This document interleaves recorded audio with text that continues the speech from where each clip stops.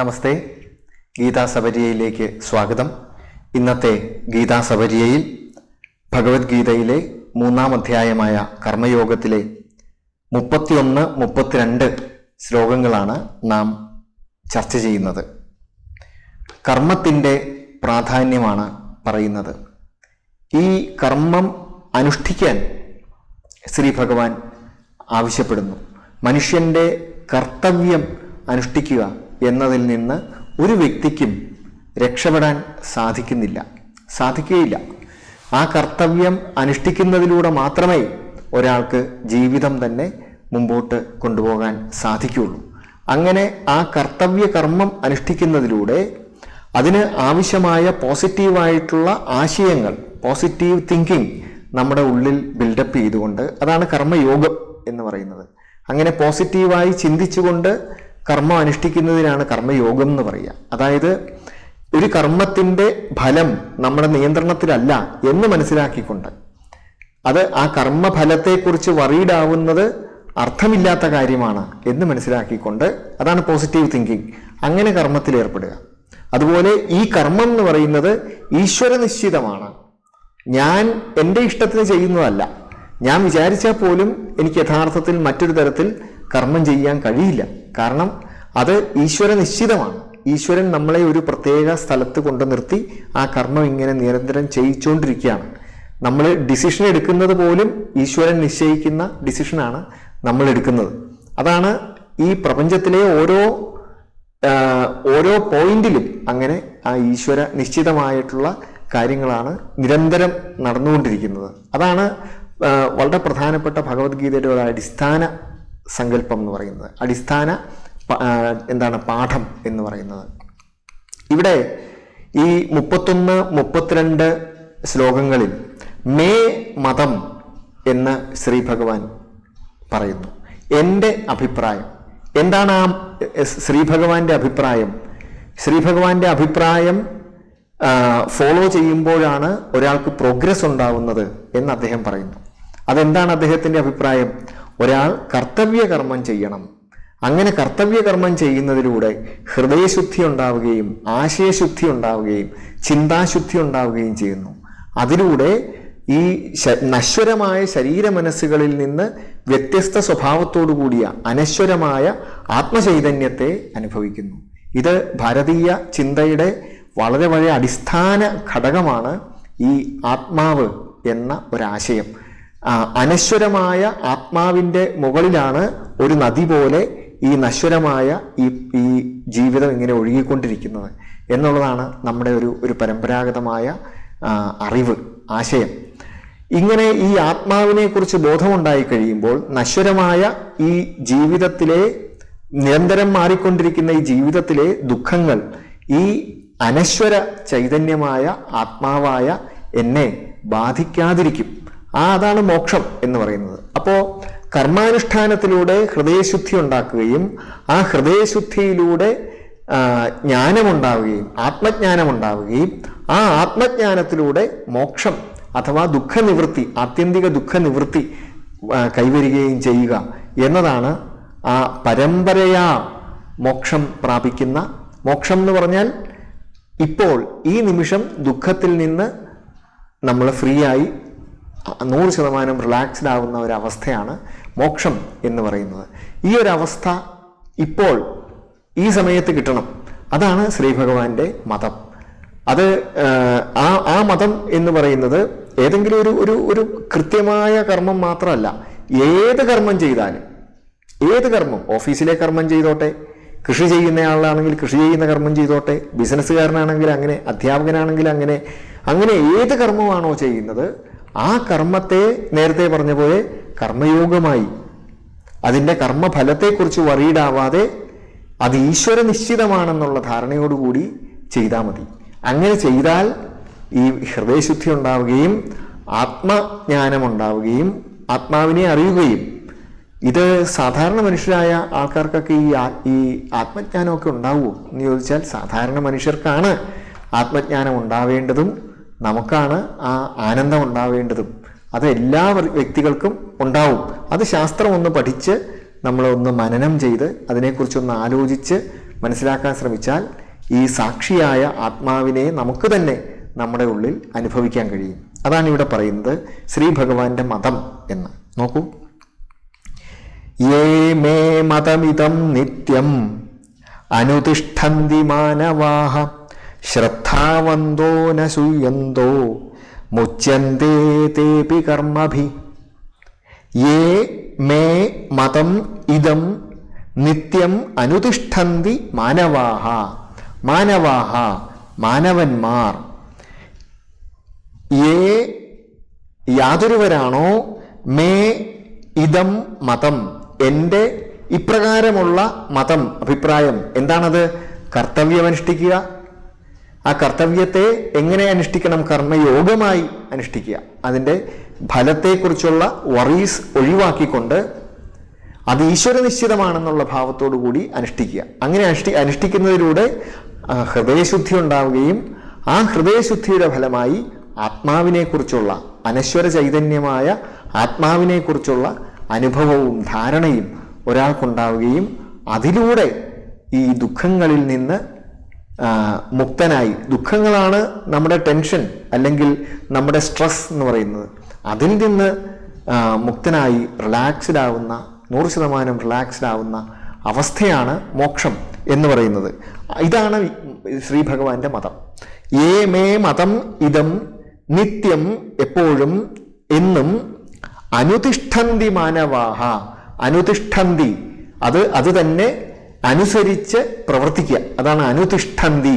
അത് കുറേ കാലം ഇങ്ങനെ അതനുസരിച്ച് അങ്ങനെ കർമ്മയോഗാനുഷ്ഠാനം ചെയ്ത് മനസ്സിനെ പോസിറ്റീവായ തിങ്കിങ് കൊണ്ട് മനസ്സിൽ നിറച്ച് നെഗറ്റീവായിട്ടുള്ള ആശയങ്ങൾ മനസ്സിൽ വരാതെ മനസ്സിനെ പോസിറ്റീവാക്കി നിലനിർത്തിക്കൊണ്ട് പോകുന്നതിനാണ് അനുതിഷ്ഠന്തി മാനവാഹ, മാനവന്മാർ. ഭഗവത്ഗീത അനവധി സ്ഥലത്ത് ഈ മനുഷ്യർ എന്ന് എല്ലാവരെയും സമഗ്രമായിട്ടാണ് സംബോധന ചെയ്യുന്നത്. അല്ലാതെ ഏതെങ്കിലും പ്രത്യേകിച്ചൊരു വിഭാഗത്തിലുള്ളവർക്കോ അല്ലെങ്കിൽ പ്രത്യേകിച്ചൊരു എലിജിബിലിറ്റി ഉള്ളവർക്കോ മാത്രമല്ല, എല്ലാ മനുഷ്യർക്കും, ഈ കർമ്മയോഗം അനുഷ്ഠിക്കുന്നവരായ എല്ലാ മനുഷ്യർക്കും, അത് ഏത് പ്രദേശത്തായാലും ഏത് വിശ്വാസ പ്രമാണമുള്ളവരായാലും ഒന്നും ഒരു പ്രശ്നമല്ല. അതാണ്, മനുഷ്യരായാൽ മതി. അവര് ഈ കർമ്മയോഗാനുഷ്ഠാനം ചെയ്യുന്നെങ്കിൽ, ഈ ഹൃദയശുദ്ധി ഉണ്ടാക്കാൻ അവർ പരിശ്രമിക്കുന്നുണ്ടെങ്കിൽ, അതിലൂടെ ആത്മജ്ഞാനത്തിന് ശ്രമിക്കുന്നുണ്ടെങ്കിൽ അവർക്കൊക്കെ ഈ റിലാക്സേഷനും മോക്ഷവും അവർക്കൊക്കെ ഉള്ളതാണ് എന്നാണ് ഇവിടെ പറയുന്നത്. യേ മേ മതം ഇതം നിത്യം അനുതിഷ്ഠന്തി മാനവാഹ. എങ്ങനെ അനുഷ്ഠിക്കണം? ശ്രദ്ധാവന്തഃ, ശ്രദ്ധയോടുകൂടി. ശ്രദ്ധ എന്ന് പറഞ്ഞാൽ കറക്റ്റായിട്ടുള്ള ആറ്റിറ്റ്യൂഡിനാണ് ശ്രദ്ധ എന്ന് പറയുന്നത്. നമ്മൾ ഏത് കാര്യങ്ങൾ ചെയ്താലും ആ കാര്യത്തിനകത്ത് വളരെ വളരെ പ്രധാനപ്പെട്ട ഒരു ഘടകമാണ് നമ്മുടെ ആറ്റിറ്റ്യൂഡ്. നമ്മൾ വളരെ നിന്ദ നിറഞ്ഞ ആറ്റിറ്റ്യൂഡോടുകൂടി നമുക്ക് വേണമെങ്കിൽ പെരുമാറാം. നിഷേധത്തോടുകൂടി ഏത് കാര്യത്തിനെയും അനാവശ്യമായി അതിലെ ദോഷം മാത്രം കണ്ട് അതിനെ ഇങ്ങനെ ക്രിട്ടിസൈസ് ചെയ്ത് നമുക്ക് വേണമെങ്കിൽ സമീപിക്കാം. അതൊരു തരം ശ്രദ്ധയാണ്. അതേസമയം കാര്യത്തെ അതിൻ്റെ യാഥാർത്ഥ്യം തിരിച്ചറിഞ്ഞ് അതിലെ നല്ല കാര്യങ്ങളെ മാത്രം സ്വീകരിച്ച് മറ്റു കാര്യങ്ങളൊക്കെ മനുഷ്യ സഹജമാണ് എന്ന് വിചാരിച്ച് അതിനെയൊക്കെ വിട്ട് നമ്മൾ, അതൊരു മറ്റൊരു ആറ്റിറ്റ്യൂഡാണ്.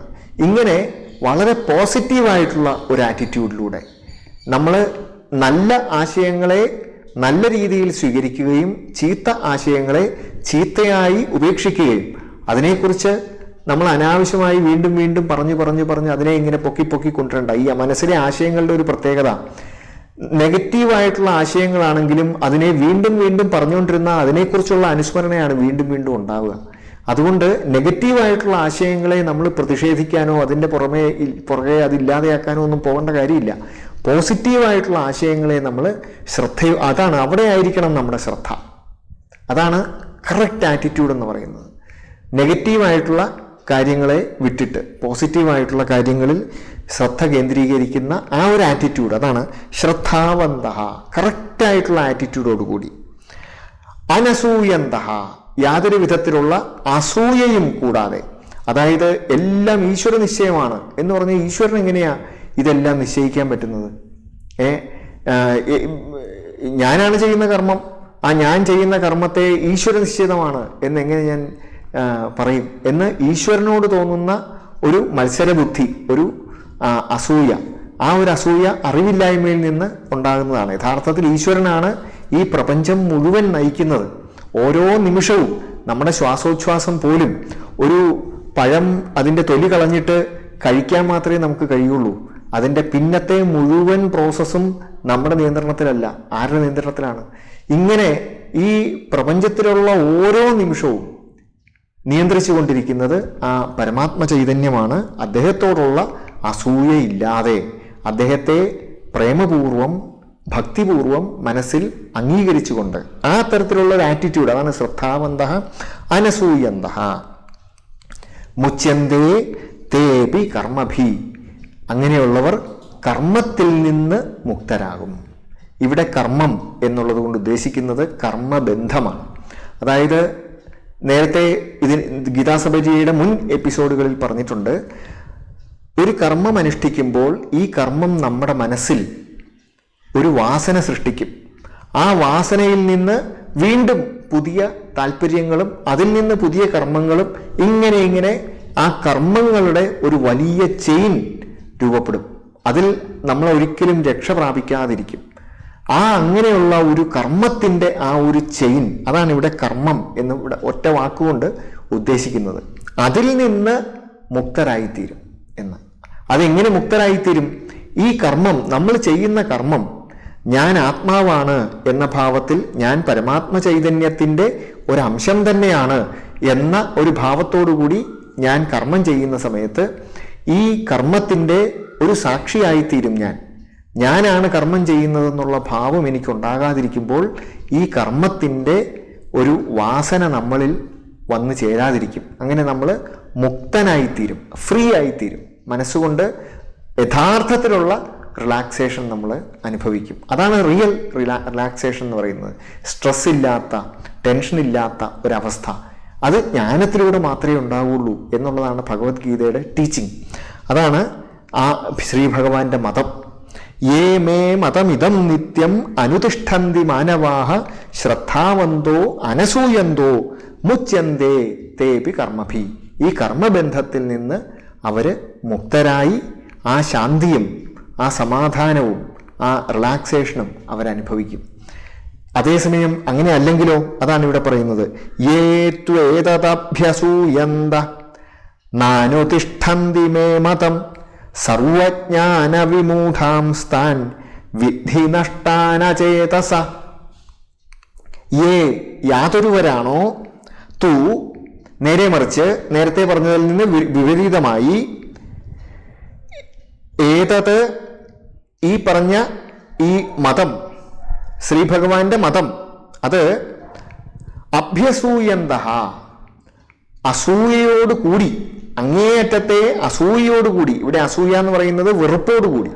അതായത് ശ്രീ ഭഗവാന്റെ ഉപദേശമൊക്കെ കേട്ടു, പക്ഷെ ആ ഉപദേശത്തെ കർമ്മയോഗാനുഷ്ഠാനത്തിലും അതിലൂടെ മനഃശുദ്ധി ഉണ്ടാക്കുന്നതിനും, അതായത് ആശയശുദ്ധി ഉണ്ടാക്കുന്നതിനും, അതിലൂടെ ആത്മജ്ഞാനം ഉണ്ടാക്കുന്നതിനും, അതിലൂടെ ആ ജ്ഞാനത്തിലൂടെ ശരിക്കുള്ള ആ ആനന്ദവും സമാധാനവും അനുഭവിക്കുന്നതിനുമുള്ള ആ ഒരു പ്രോസസ്സ്, ആ ഒരു പ്രോസസ്സിലേക്ക് കടക്കാൻ താല്പര്യമില്ലാതെ, അതാണ് അഭ്യസൂയന്തഃ ന അനുതിഷ്ഠന്തി മേ മതം.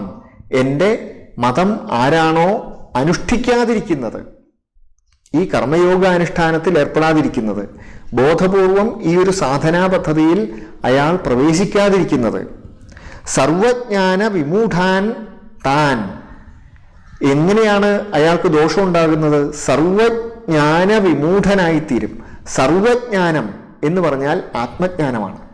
കാരണം ഈ ആത്മചൈതന്യമാണ് എല്ലാത്തിനെയും അറിയുന്നത്. നമ്മൾ കണ്ണുകൊണ്ടറിയുന്നു, ചെവി കൊണ്ടറിയുന്നു, മൂക്കുകൊണ്ടറിയുന്നു, തൊട്ടറിയുന്നു എന്നൊക്കെ പറഞ്ഞാലും ഈ ഇന്ദ്രിയങ്ങളിലൂടെയൊക്കെ പ്രവർത്തിക്കുന്നത് യഥാർത്ഥത്തിൽ ഈ ജീവചൈതന്യത്തിൻ്റെ പ്രകാശമാണ്. അതുകൊണ്ട് എല്ലാത്തിനെയും ഈ ഇന്ദ്രിയങ്ങളിലൂടെ അറിയുന്നത് ഈ ജീവചൈതന്യമാണ്. മനസ്സുകൊണ്ട് ചിന്തിച്ചറിയുന്നതും ഈ ജീവചൈതന്യത്തിൻ്റെ പ്രവർത്തനം കൊണ്ടാണ്. അതുകൊണ്ട് എല്ലാം ഈ ആത്മചൈതന്യം തന്നെയാണ് എല്ലായിടത്തും പ്രവർത്തിക്കുന്നത്. അതാണ് ആ ആത്മചൈതന്യത്തിൻ്റെ, അതാണ് സർവജ്ഞാനം എന്ന് പറയാൻ കാരണം. ആ സർവജ്ഞാന വിമൂഢനായിത്തീരും. വിമൂഢൻ എന്ന് പറഞ്ഞാൽ അതിനെ തിരിച്ചറിയാനുള്ള കഴിവില്ലാത്തവൻ. ഞാനാണിതൊക്കെ ചെയ്യുന്നത്, എല്ലാം എൻ്റെ കഴിവാണ് എന്ന് വിചാരിക്കുന്നതോടുകൂടി അവിടെ എൻ്റെ അറിവില്ലായ്മ പ്രകടമാവുകയാണ്. കാരണം എന്താ? ഈ ആത്മാവിനെക്കുറിച്ചും ആത്മാവിലൂടെ പ്രവർത്തിക്കുന്നതായിട്ടുള്ള ഈ പ്രപഞ്ച ചൈതന്യത്തെക്കുറിച്ചും ഉള്ള അറിവില്ലായ്മയാണ് ഇവിടെ പ്രകടമാകുന്നത്. ആ അറിവില്ലായ്മയാണ് വിമൂഢത എന്ന് പറയുന്നത്. മോഹം അഥവാ അറിവില്ലായ്മ ഉള്ള അവസ്ഥയാണ് മൂഢത. അപ്പോൾ സർവജ്ഞാന വിമൂഢനായിട്ടുള്ള താൻ, അവർ വിധി നഷ്ടാൻ, അവർ നശിച്ചു പോകുന്നവരാണ് എന്ന് അറിയുക. അവർ നശിച്ചു പോകുന്നവരാണ് എന്ന് വിധി അറിയുക. എങ്ങനെ നശിച്ചു പോകും? അചേതസഹ, വിവേകമില്ലാത്തവരായി, തിരിച്ചറിവില്ലാത്തവരായി. അതായത് ആത്മാവിനെയും അനാത്മാക്കളായിട്ടുള്ള ശരീരമനസ്സുകളെയും വേർതിരിച്ചറിയാനുള്ള കഴിവില്ലാത്തത് കൊണ്ട്, ആയിത്തീരുന്നത് കൊണ്ട്, അവിവേകികളായിത്തീരുന്നത് കൊണ്ട്, തിരിച്ചറിവില്ലാത്തവരായിത്തീരുന്നത് കൊണ്ട്, ജീവിതത്തിലെ നിത്യവസ്തുവും അനിത്യവസ്തുക്കളും തമ്മിലുള്ള വ്യത്യാസം തിരിച്ചറിയാൻ കഴിയാത്തത് കൊണ്ട് അവർക്ക് പ്രോഗ്രസ് ഉണ്ടാകാതിരിക്കും. പ്രോഗ്രസ് എന്ന് വിചാരിക്കുന്ന ഒന്നും യഥാർത്ഥത്തിൽ പ്രോഗ്രസ് അല്ല. അത് തന്നെ ഒരു വിമൂഢത കൊണ്ടാണ് അതാണ് പ്രോഗ്രസ് എന്ന് വിചാരിക്കുന്നത്. അതേസമയം ഈ ആത്മജ്ഞാനമാണ് യഥാർത്ഥ പ്രോഗ്രസ് എന്ന് ഇവിടെ പറയുന്നു. ആ ആത്മജ്ഞാനം ഉണ്ടാകുമ്പോഴാണ് ഒരാൾ യഥാർത്ഥത്തിൽ റിലാക്സ്ഡ് ആവുന്നത്, യഥാർത്ഥത്തിൽ എല്ലാത്തിനെയും സർവജ്ഞാനം അയാൾക്കുണ്ടാകുന്നത്, അയാൾക്ക് പ്രോഗ്രസ് ഉണ്ടാകുന്നത്. വീണ്ടും ഈ സ്വധർമ്മത്തിൻ്റെ പ്രാധാന്യം തന്നെ ശ്രീ ഭഗവാൻ പറയുന്നു. തുടർന്നുള്ള ശ്ലോകങ്ങളിലേക്കും കൂടെ സ്വാഗതം ചെയ്തുകൊണ്ട് നിർത്തട്ടെ. നമസ്കാരം.